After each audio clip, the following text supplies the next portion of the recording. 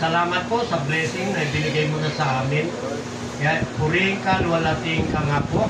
Ito po ang dalangin namin sa tanging pangalan ni Jesucristo. Amen. Amen.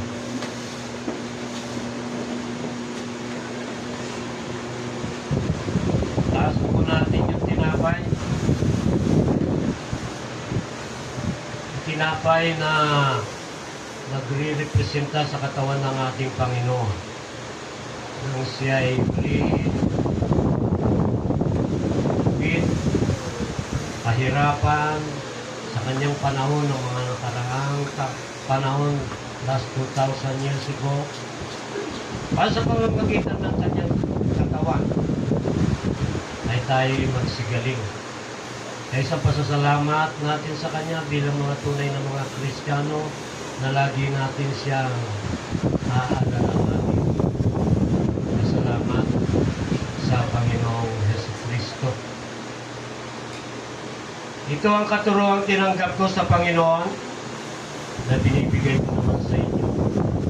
Noong gabing siya ay pagkalulok, ang Panginoong Jesus ay dumampot ng tinapay at sinabi, nagpasalamat, pinagpinaperasyon.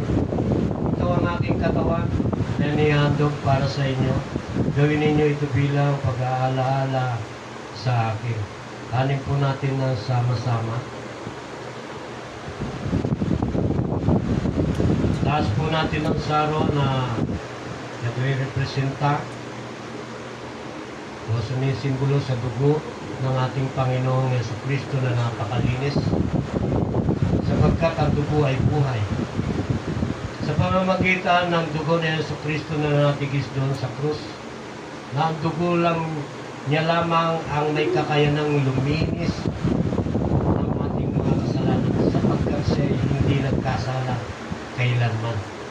Salamat sa pag-ibig ni Jesucristo sa atin, na sa pamamagitan ng kanyang malinis na dugo ay pinuwalang sala niya.